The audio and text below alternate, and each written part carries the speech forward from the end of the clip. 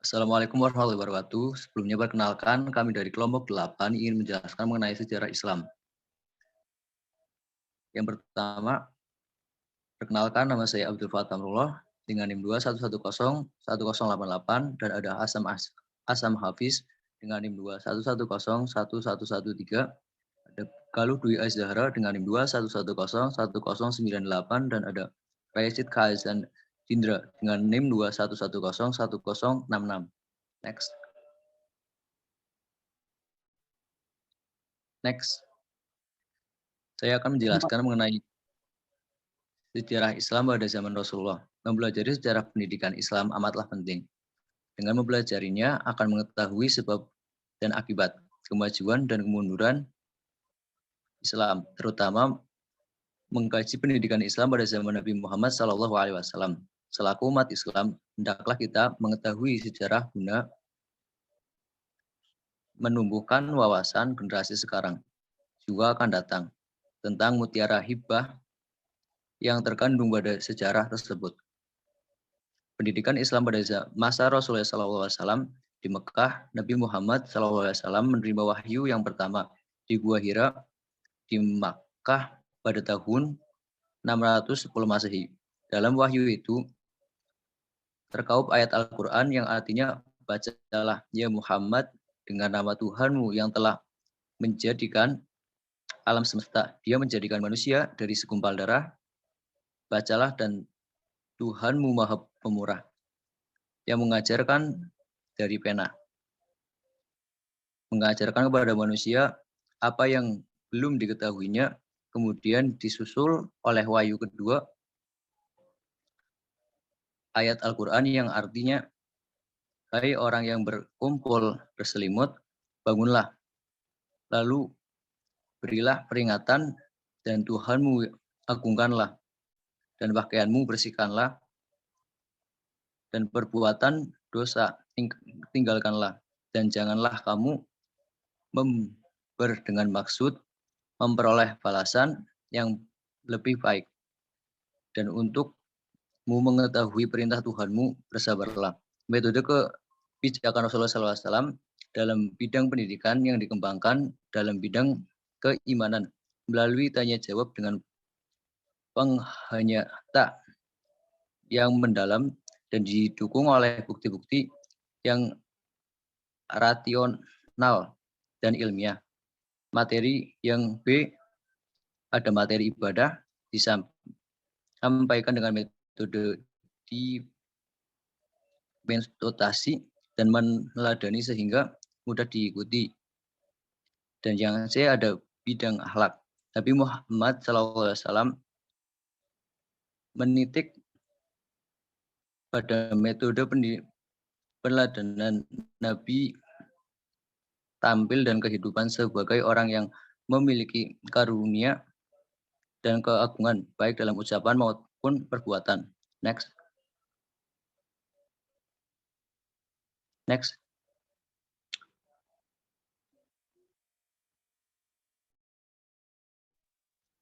Selanjutnya ada Islam pada periode Abu Bakar As-Siddiq pada saat 11 sampai 13 Hijriah dan 632 sampai 634 Masehi. Abu Bakar As-Siddiq lahir pada tahun 586 Masehi. Beliau merupakan khalifah pertama dari Khulafair Rasyidin, sahabat Nabi Muhammad Shallallahu Alaihi Wasallam, yang terdekat dan termasuk di antara orang-orang yang pertama masuk Islam. Nama lengkapnya adalah Abdullah bin Abi Quhafah At-Tamami. Pada masa kecilnya Abu Bakar bernama Abdul Ka'bah. Kemudian nama itu ditukar oleh Nabi Muhammad SAW sebagai Abdullah bin Khaufi At-Tamami. Berita wafatnya Nabi Muhammad SAW bagi para sahabat dan kaum muslimin adalah petir di siang bolong, karena sangat cintanya mereka kepada Nabi Muhammad SAW. Apabila bagi para sahabat yang bisa hidup bersama di bawah asuhannya, sehingga kabar wafatnya Nabi Muhammad SAW tersebar, ada orang yang tidak percaya akan kabar tersebut. Di antaranya adalah Umar bin Khattab yang dengan tegas membantah siapa orang yang membawa kabar wafatnya beliau, wafat Nabi, mengakibatkan beberapa masalah bagi masyarakat muslim. Beberapa orang Arab yang lemah imannya justru menyatakan murtad, maka melepas kesetiaannya dengan menolak dan memberikan baiat kepada khalifah yang baru dan bahkan menambahkan agama Islam karena mereka menganggap bahwa beberapa perjanjian-perjanjian yang dibuat bersama Nabi Muhammad SAW dengan sendirinya batal disebabkan wafatnya Nabi Muhammad. Mereka melakukan riddah atau gerakan pengingkaran terhadap Islam. Adapun kemajuan yang telah dicapai pada masa Abu Bakar selama kurang lebih 2 tahun, diantaranya 1. Perbaikan sosial masyarakat, 2. Pelurusan dan pengembangan wilayah Islam, 3. Pengumpulan ayat-ayat Al-Quran, yang 4. Sebagai kepala negara pimpinan umat Islam, yang 5. Mengenai kesehatan umat. Selanjutnya adalah Islam pada periode Abu Bakar Umar bin Khattab pada 13 sampai 23 Hijriah atau 634 sampai 644 Masehi. Umar bin Khattab memiliki nama lengkap yaitu Umar bin Khattab bin Nafel bin Abdul al-Buzzi bin Rabi'ah bin Abdullah bin Katir bin Razil bin Abi bin Ka'bah bin Lut adalah khalifah kedua yang menggantikan Abu Bakar As-Siddiq. Umar bin Khattab lahir di Mekah pada tahun 583 Masehi. 12 tahun lebih muda daripada Rasulullah.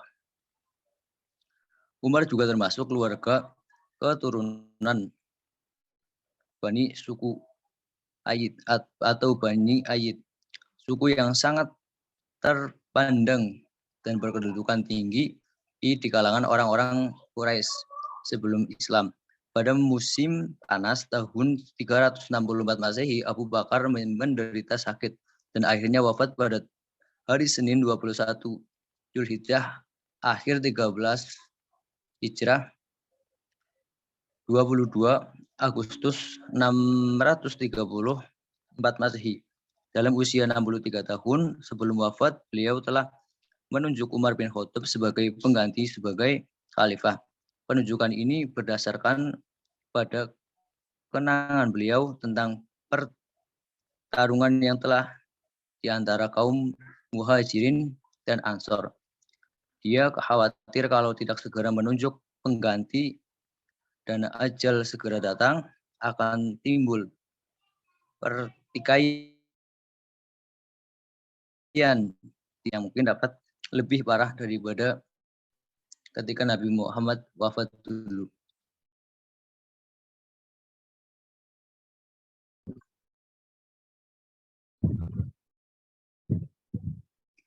Islam periode Khalifah Utsman bin Affan 23 sampai 36 Hijriah atau 644 sampai 656 Masehi. Utsman bin Affan lahir pada tahun 576 Masehi di Taif.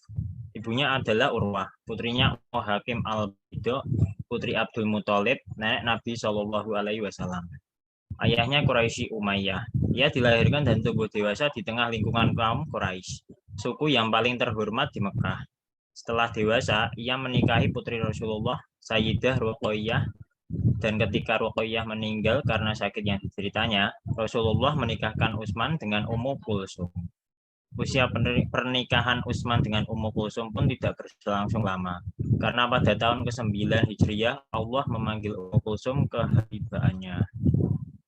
Seperti janji yang dikatakan Khalifah Umar dalam pidato inaugurasinya sebagai khalifah, dia telah membentuk majelis khusus untuk pemilihan khalifah berikutnya. Majelis atau panitia pemilihan itu terdiri dari 6 sahabat dari berbagai kelompok sosial yang ada. Mereka adalah Ali bin Abi Thalib, Utsman bin Affan, Abdurrahman bin Auf, Zubair, Sa'ad bin Abi Waqqas, dan Tolhah. Namun pada saat pemilihan berlangsung, Tolhah tidak sempat hadir, sehingga 5 dari 6 anggota panitia yang melakukan pemilihan. Menjelang wafatnya Umar bin Khattab, ia membuat tim formatur untuk memilih calon khalifah. Setelah kaum muslim bersepakat membaiat Utsman bin Affan sebagai khalifah ketiga, ketika ditinggalkan oleh Umar bin Khattab, umat Islam berada dalam keadaan yang makmur dan bahagia. Kawasan dunia muslim pun telah bertambah luas, dan ketika Utsman menjabat sebagai khalifah, ia meneruskan sebagian besar garis politik Umar. Ia melakukan berbagai ekspedisi untuk mendapatkan wilayah-wilayah baru. Perluasan itu memunculkan situasi sosial yang tidak pernah terjadi sebelumnya. Salah satu hal yang muncul terjadi akibat perluasan wilayah Islam adalah munculnya berbagai perbedaan qiraah Al-Quran. Itu karena setiap daerah memiliki dialek bahasa tersendiri dan setiap kelompok umat Islam mengikuti qiraah para sahabat terkemuka. Next. Islam periode Ali bin Abi Thalib 36 sampai 41 Hijriah atau 656 sampai 661 Masehi. Ali bin Abi Thalib nama lengkapnya adalah Ali bin Abi Thalib bin Abdul Muthalib bin Hashim bin Abdi Manaf.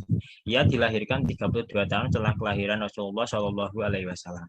Ia diasuh sebagai anak kandung Nabi sendiri. Hal ini yang dilakukan Rasulullah Shallallahu Alaihi Wasallam untuk meringankan beban yang diderita keluarga pamannya setelah bencana besar yang melanda kota Mekah. Dengan demikian, Ali bin Abi Thalib tumbuh menjadi anak yang baik dan cerdas di bawah asuhan Rasulullah Shallallahu Alaihi Wasallam. Beliau selalu memberikan kasih sayang yang besar kepadanya, sebagaimana yang ia berikan kepada anak-anaknya. Setelah meninggalnya Khalifah Utsman bin Affan, masyarakat Muslim di Madinah menjadi bingung. Mereka seolah-olah kehilangan tokoh yang akan menggantikan Utsman bin Affan. Pada saat itu ada 5 orang yang dicalonkan. Namun, 2 di antaranya telah menyatakan ketidaksediaannya, yaitu Sa'ad bin Abi Waqqas dan Ibnu Umar. Sehingga calon yang diharapkan tinggal Ali, Tolhah, dan Zuhair. Ali bin Abi Thalib tampaknya yang paling kuat di antara calon yang ada. Di samping itu, ia yang lebih dahulu masuk Islam.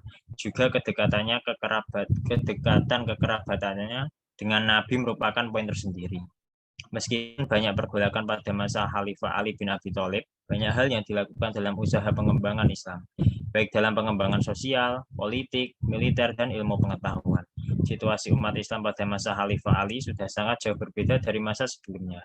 Usaha-usaha Khalifah Ali bin Abi Thalib dalam mengatasi pergolakan tersebut tetap dilakukannya, meskipun mendapat tantangan yang luar biasa.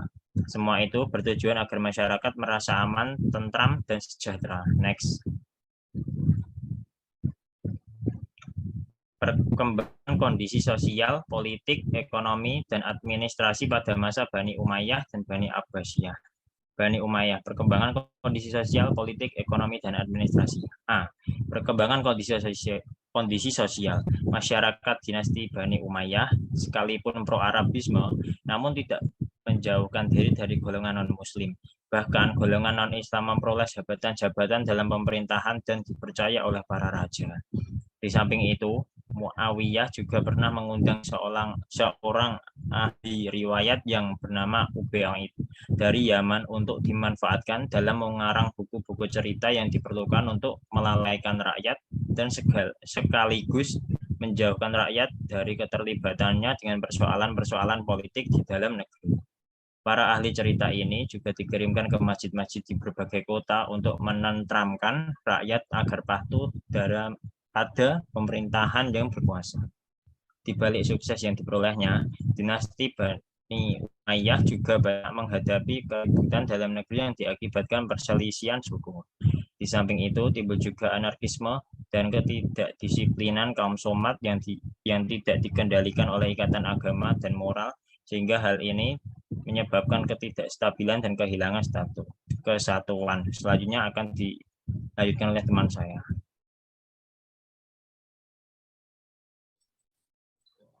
B. Perkembangan politik. Munculnya permasalahan-permasalahan pada masa dinasti Bani Umayyah memerlukan adanya kebijaksanaan untuk mengantisipasinya. Di antara kebijaksanaan itu adalah dalam bidang politik.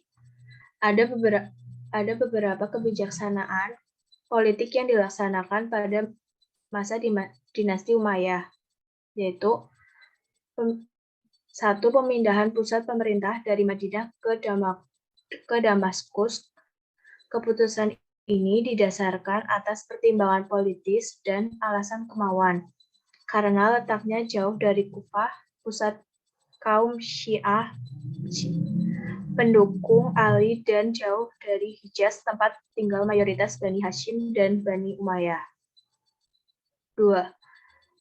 Muawiyah memberi penghargaan kepada orang-orang yang berjasa dalam perjuangan mencapai puncak kekuasaan seperti Amr bin As.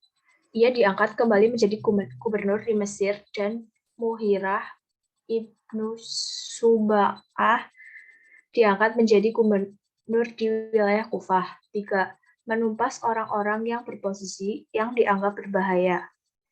Jika tidak bisa dibujuk dengan harta dan kedudukan, maka kaum pemberontak itu harus ditumpas.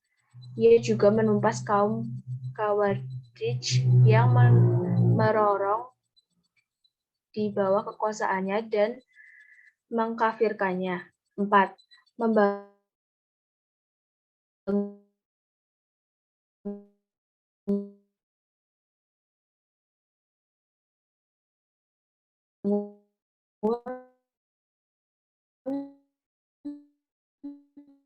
kepada tentaranya. 5. Perluasan wilayah kekuasaan Islam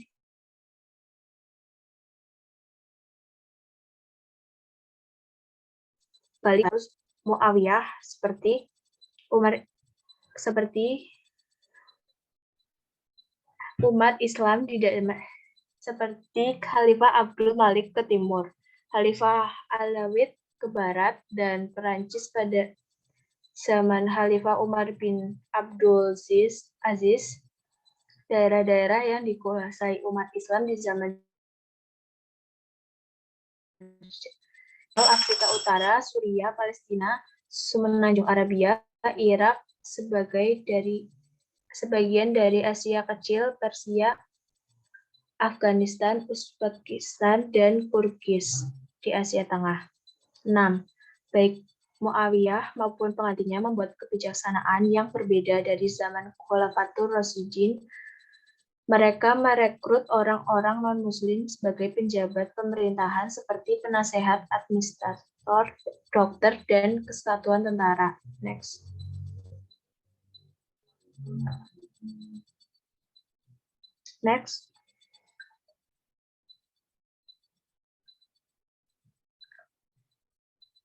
C. Perkembangan ekonomi. Kebijaksanaan yang dikeluarkan oleh Khalifah Abdul Malik sangat berpengaruh terhadap perekonomian dinasti itu. Sebab kita melihat sebelum diberlakukannya kebijakan ini, mata uang yang beredar sebagai alat tukar adalah mata uang Roma dan mata uang Persia, yaitu dirham, drachma, dan dinars atau dinarius. Dengan tidak adanya mata uang sendiri, tentu akan dapat mengurangi nilai-nilai persatuan dan kesatuan umat Islam di daerah yang demikian luasnya. Sehingga dapat dikatakan sebagai implisit kebijaksanaan Khalifah memiliki nilai-nilai esensial dalam mewujudkan persatuan dan kesatuan umat Islam dalam wilayah yang luas tersebut. Di samping perdagangan, menurut K. Ali, ada beberapa sumber pendapatan pada masa dinasti Umayyah, yaitu 1. The land tax, 2. The poll tax on non-Muslim subject, 3. The poor rates, 4. Customs and excise duty, 5. Tributes paid under trades, 6. The fifth of the spoils of war, 7. 8. Initial imports in cans, 9. Parents on occasion of festival and 10. Child tribute from the Berbers. Seluruh sumber-sumber pendapatan tersebut di atas dikelola oleh sebuah departemen yang disebut dengan Departemen Pendapatan Negara atau Dewan Al-Kharaj, dan hasil pengumpulan dari sumber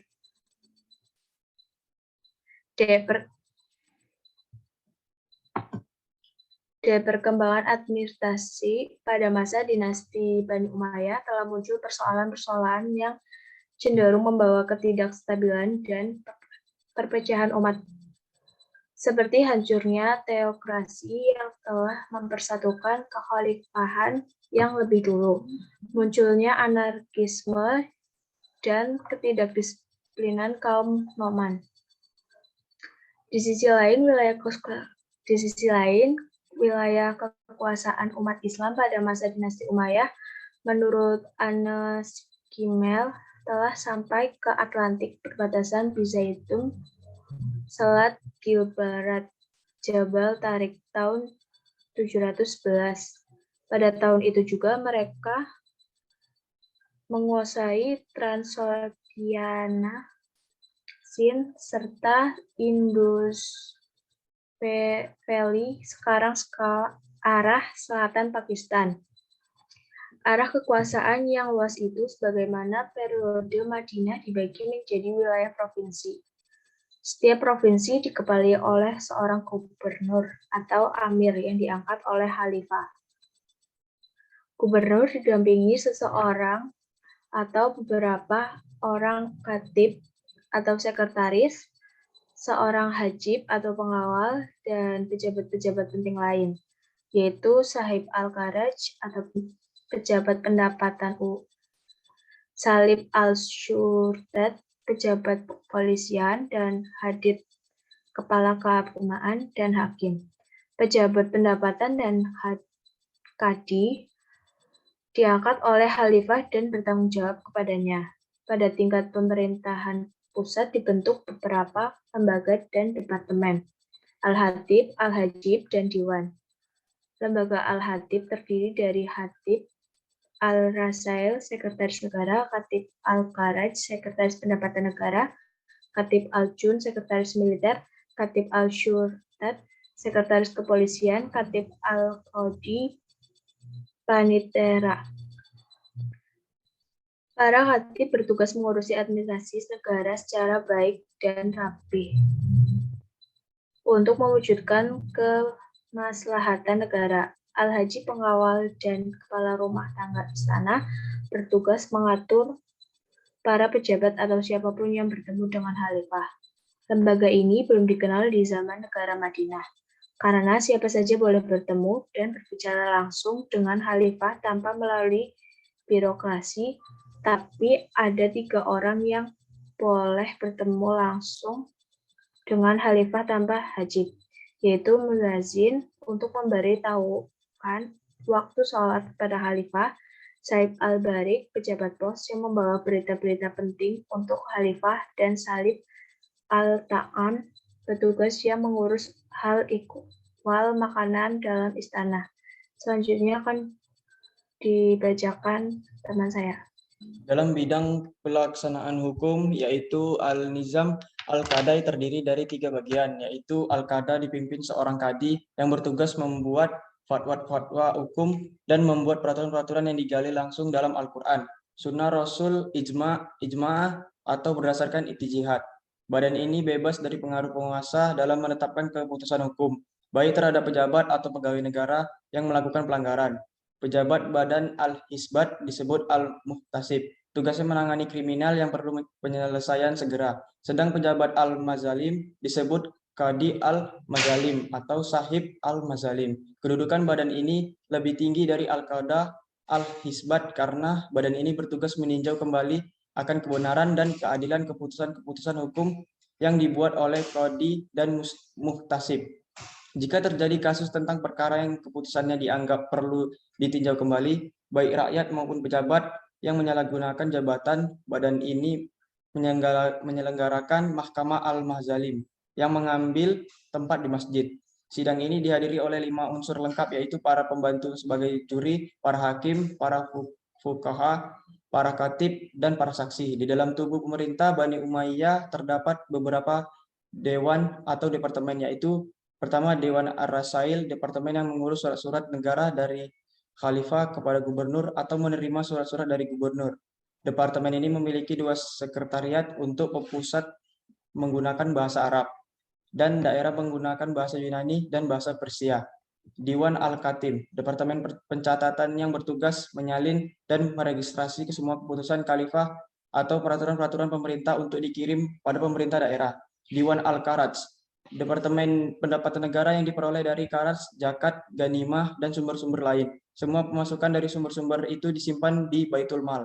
Diwan Al-Barid, departemen pelayanan pos, bertugas melayani informasi tentang berita-berita penting dari daerah kepada pemerintah pusat dan sebaliknya. Pelayanan ini sudah diperkenalkan pada masa Muawiyah.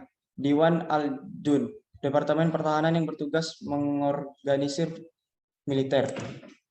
Yang selanjutnya ada ketepatan menjelaskan tentang membumikan Islam di Indonesia. Islam hadir di Nusantara ini sebagai agama baru dan pendatang, dikarenakan kehadirannya lebih belakangan dibanding dengan agama Hindu, Buddha, animisme, dan dinamisme. Dinamakan agama pendatang karena agama ini hadir dari luar negeri. Terlepas dari substansi ajaran Islam, Islam bukan merupakan agama asli bagi bangsa Indonesia, melainkan agama yang baru datang dari Arab.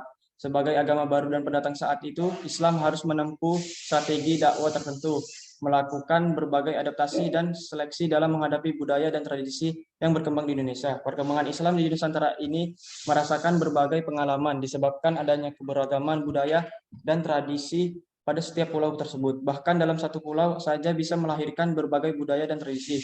Perjumpaan Islam dengan budaya atau tradisi lokal itu sering sekali menimbulkan akulturasi budaya. Kondisi ini menyebabkan ekspresi Islam tanpa beragam dan bervariasi sehingga kaya kreativitas. Kultural religius realitas merupakan risiko akulturasi budaya, tapi akulturasi budaya tidak bisa dibendung ketika Islam memasuki wilayah baru. Dalam konteks sejarah penyebaran Islam di Nusantara, tepatnya pada abad ke-15 dan khususnya di Tanah Jawa, Wali Songo mempunyai peran yang cukup besar dalam proses akulturasi Islam dengan budaya. Budaya dijadikan sebagai media dalam menyebarkan Islam dan mengenalkan nilai dan ajaran Islam kepada masyarakat secara persuasif. Dalam konteks praktik keagamaan yang dijalankan masyarakat Indonesia yang berhubungan dengan gerakan dakwah, Wali Songo ditampak sekali terdapat usaha membumikan Islam. Fakta tentang pribumi Islam yang dilakukan Wali Songo dalam dakwanya terlihat sampai saat ini. Sejak masa Wali Songo, Islam di Indonesia memiliki 2 model di atas. Kelompok formalis lebih mengutamakan aspek fikih dan politik kenegaraan, sedangkan kelompok esensialias memprioritaskan aspek nilai dan kultur berdakwah. Dalam masyarakat yang pluralistik saat ini diperlukan perkembangan kiat-kiat baru bagi para pendakwah dengan menyelaraskan dengan kemajuan teknologi dan modernitas. Tuntutan modernitas dan globalisasi menurut model pemahaman agama yang saintifik yang secara serius memperlihatkan berbagai pendekatan Islam non-disiplin tidak lagi memadai untuk menjawab tantangan zaman yang dihadapi umat Islam di berbagai tempat. Islam sebagai rahmatan lil alamin terletak pada nilai-nilai dan prinsip-prinsip kemanusiaan universal yang dibangun atas dasar kosmologi tauhid. Nilai-nilai tersebut selanjutnya dimanifestasikan dalam sejarah umat manusia melalui lokalitas ekspresi penganutnya masing-masing.